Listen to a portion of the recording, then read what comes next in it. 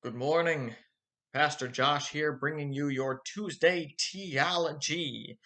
And I am working a Welsh brew tea today. Yes, indeed, Welsh brew. And I have proof of what I say, for I have a fancy tea tin here. Now, this ain't no cardboard box.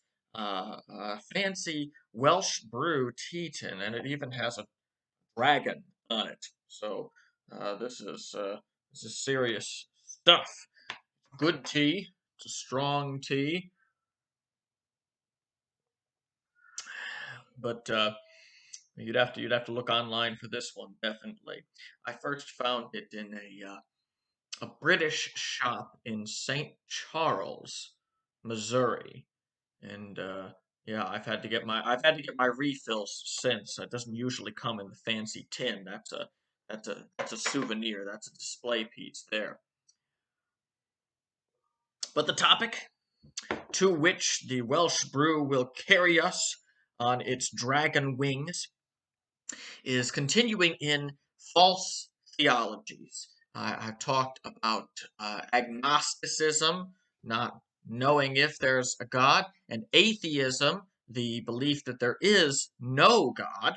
And of course, there are opposite answers to atheism. You can believe that there is no God, and instead of believing in the one true God, you can believe that there's many gods, and that is called polytheism. Polytheism, the belief that there are multiple gods. And sometimes this comes as just a duotheism, belief that there's two gods, but often it comes in the expression that there are many, indeed sometimes quite a few gods belief out there. And this is a belief that in the modern Western world is not so common. But it is historically something that a lot of people believed. And in that, it and atheism, that's another way in which they're kind of opposite sides here, because atheism is not historically very common, but it is very common in the Western world today. It's a modern expression. Polytheism is just the opposite. It's not so common in the modern West, but it was nearly universal once upon a time. That is, when you read the Bible comes to us in a polytheistic context. That is to say, the Bible does not teach polytheism. The Bible teaches that there is one God, the one true God. But all the peoples around the Bible were polytheists. All the other nations, the Egyptians, were polytheists. They had a whole pantheon of gods. The people of Canaan, into which the Israelites came and were given the land, the people whom they were given the land from, who God gave them to conquer and drive out, the people of Canaan, they were polytheists and whatnot. The people of Mesopotamia, the general region from which Abraham was called when God called him, they were polytheists up there, and so they thought that there were many gods, and you would worship these different gods. And sometimes the polytheists, you would have a particular god that you said, this one is my special god. I'm really devoted to him or her, because many of the polytheists, there were gods and goddesses, and often they would be couples. So and so is such a god's wife, and you might have one that was special to you and say, I'm specially devoted to this one, but you still believed in the others, and in a pinch you might call on them. So when you believe that there's many gods, but there's one particularly that you worship, that's called henotheism. You don't need to remember all these terms. It's just giving you a picture of the field. So just because you believe there's many gods doesn't mean that you regarded them all equally. You might prioritize. But there were gods who had special domains, so they thought, who thought maybe there were certain gods who really were, harvest was their thing. So if you were worried about the harvest, you might appeal to this god. War was this god's thing. So if you're going to war, you might appeal to this god. And you can see these pagan beliefs in the Bible, in the cultures around Israel. There's one story where they were used to gods having different sort of domains, that they would be over. And so when they were fighting the Israelites, they thought, well, maybe their god is a god of the hills, so we got to fight them on the plains, or maybe their god is a god of the plains, so we got to fight them on the hills. Whatever the case may be, they thought that God was limited, and they found out that God is the one true God is not limited. And so this is the general field in which the Bible comes, is a world where people believe in many gods. And it was not just in those lands, of course. If you learn classical mythology in school, the Greeks and the Romans had their pantheon of gods and goddesses, and the peoples of northern Europe had their pantheons. They were polytheists. The ancient peoples of South America had their pantheons, and where you see it today, where it has continued into today, is that some of the older Eastern religions have persisted. So, at least on some understandings, Chinese Taoism has a polytheistic polytheistic elements. Japanese Shinto. Uh, Hinduism is complicated. Hinduism is complicated, and you might get different answers. But I suspect that on a popular level, Hinduism is generally polytheistic. There certainly are a whole lot of deities. Some sophisticated ideas may be about them not really being polytheistic, but I suspect that on a popular level they are. And also you see. That paganism, European paganism, is making a comeback. And so you might have encountered someone who's a Wiccan. They may be a polytheist or not. You have to ask them. There's a lot of variety. But paganism is making a comeback. It's not big in the Western world. There's probably less than 1% of the American population is pagan, but it is rising. If the numbers are to be believed, in the last 30 years, there's been a dramatic rise in the numbers of modern pagans in the Western world. And there's a whole subject we could get on why that might be the case. So those are some places where you see polytheism in the modern world. And back in the day, it used to be everywhere. But I want to turn to the book of Deuteronomy because while atheism was not a big thing in the world into which the Bible came, and so there's maybe less attention to convincing people that there's a God, almost everyone believed there was a God. Polytheism was all over the place. People all around them believed that there were lots of gods. And so the major thrust of the beginnings of God's revelation to people is no, there is only one God. There is one true God. These Egyptian deities, they're not real. The gods that the people of Canaan worship, they're not real.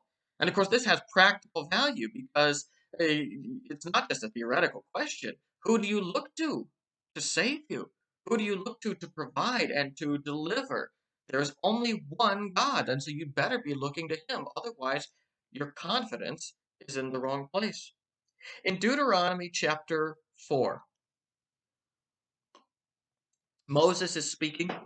He's speaking to the people of Israel, and he says to them in verse 32 of chapter 4, "For ask now of the days that are past, which were before you, since the day that God created man on the earth, and ask from one end of heaven to the other, whether such a great thing as this has ever happened or was ever heard of." And he's talking about the Exodus. He's talking about God bringing Israel out of captivity in Egypt. And then God is going to bring them into the promised land. Verse 33, "Did any people ever hear the voice of a God speaking out of the midst of the fire, as you have heard and still live? Has God revealed himself and revealed himself in mercy? Or has any God ever attempted to go and take a nation for himself from the midst of another nation? by trials, by signs, by wonders, and by war, by a mighty hand and an outstretched arm, and by great deeds of terror, all of which the Lord your God did for you in Egypt before your eyes. So has anyone ever seen this before? The nations all have their gods and goddesses that they worship, and yet they have never seen what the people of Israel have seen, because the people of Israel have been called by the one true God who delivered them from captivity. To you it was shown that you might know that the Lord is God. There is no other besides him. There is one God alone who is able to save. Out of heaven he let you hear his voice that he might discipline you. And on earth he let you see his great fire, and you heard his words out of the midst of the fire. And because he loved your fathers and chose their offspring after them, and brought you out of Egypt with his own presence by his great power, driving out before you nations greater and mightier than yourselves, to bring you in, to give you their land for an inheritance as it is this day, know therefore today, and lay it to your heart, that the Lord is God in heaven above and on earth beneath. There is no other. So you see, twice, Moses has repeated that the Lord is God and that there is no other. And the call then is, therefore, you shall keep his statutes and commandments, which I command you today, that it may go well with you and with your children after you, and that you may prolong your days in the land that the Lord your God is giving you for all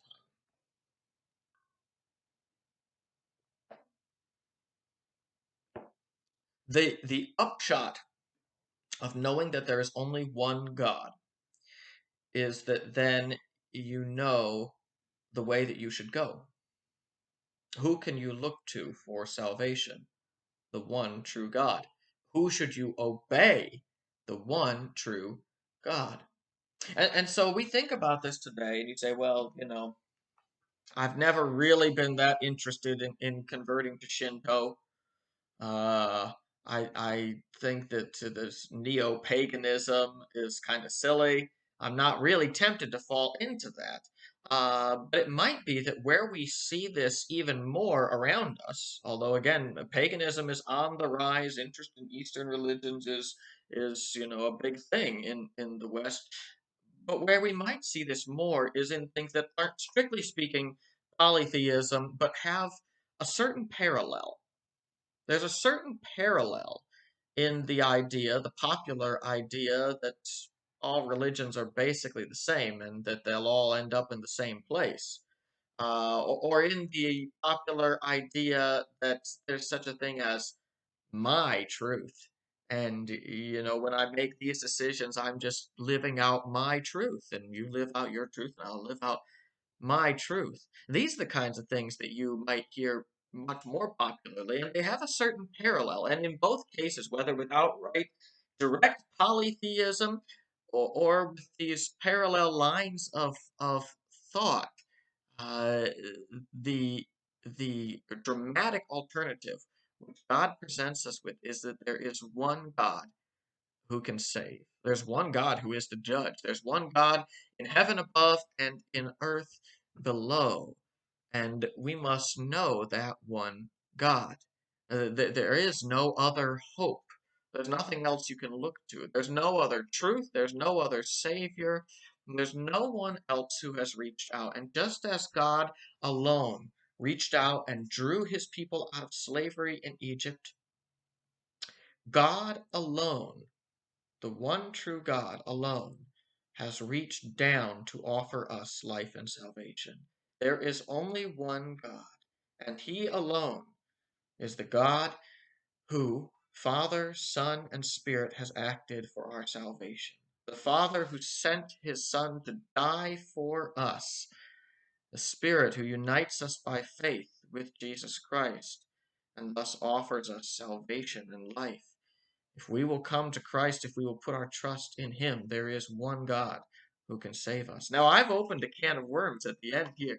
I've been talking about how polytheism is wrong, how there is only one true God, And then finally, at the end here, I've come out with this Father, Son, and Holy Spirit business.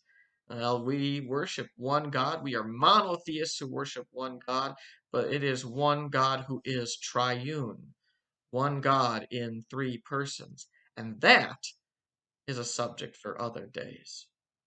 Well, I hope that you have a good day and enjoy the rest of your tea. Excuse me. God bless you.